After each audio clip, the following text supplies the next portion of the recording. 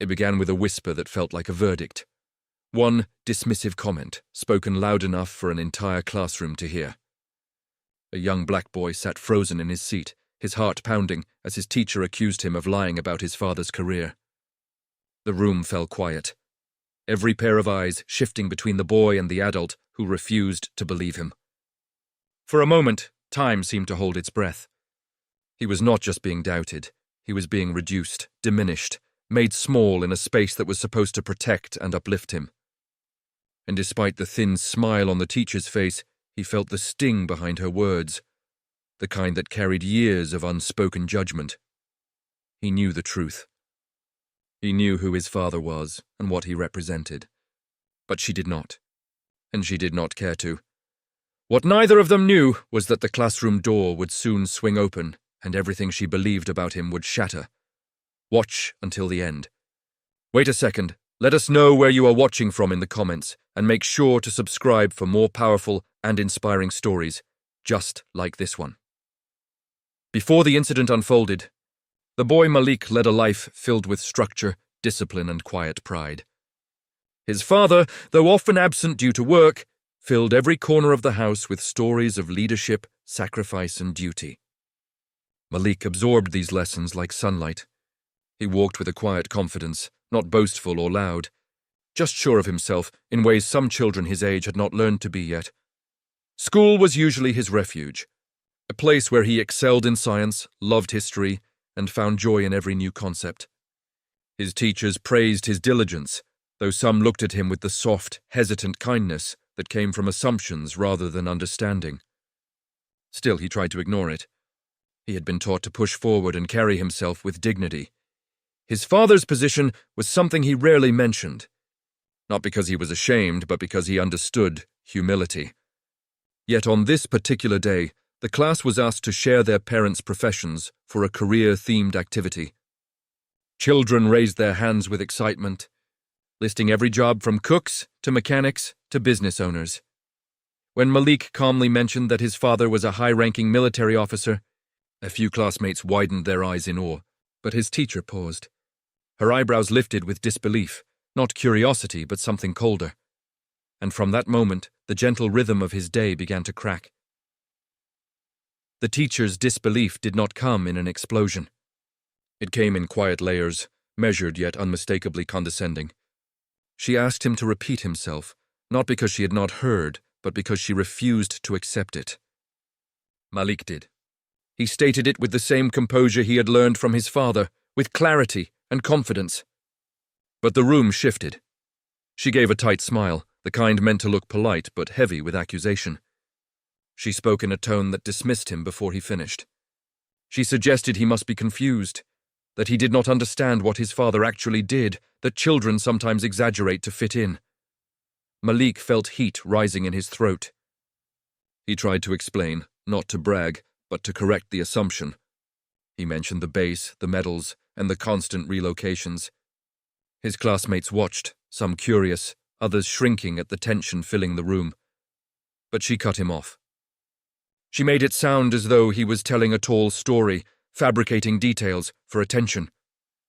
The sting was not only in her disbelief, it was in the certainty behind it. She had not questioned other students. She had not challenged their statements. But Malik faced scrutiny with every word he said. The room felt smaller. The desks felt tighter. The air heavier. Malik sank deeper into his seat, fighting the urge to shrink from the eyes watching him. His heart pounded in that painful way where humiliation mixes with anger. By lunchtime, whispers had already started. Not mean-spirited ones, just the kind that bloom when children repeat what adults imply. Some wondered aloud why he lied. Others said maybe his dad only worked near soldiers or helped out on the base. Even his closest friend looked uncertain, not because he doubted Malik, but because doubt spreads quickly when planted by authority.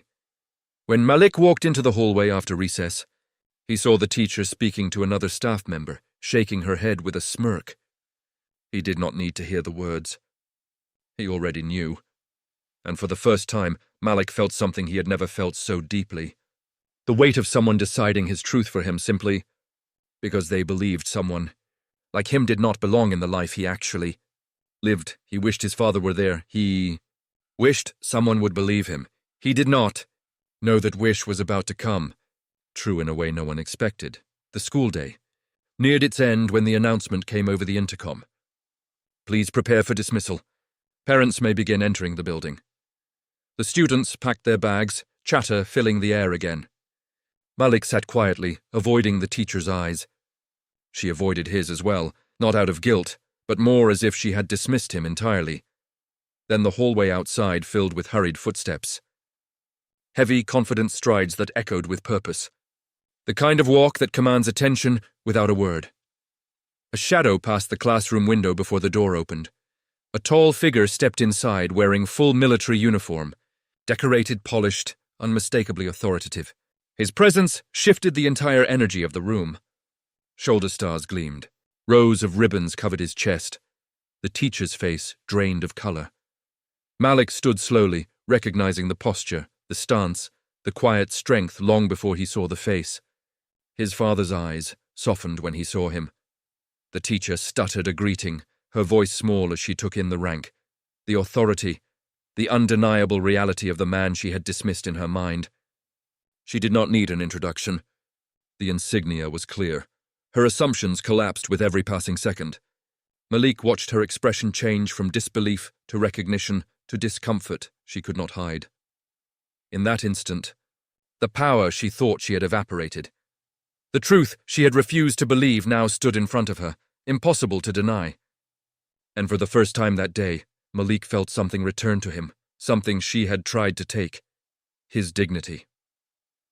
The classroom remained silent for a long moment as Malik and his father prepared to leave.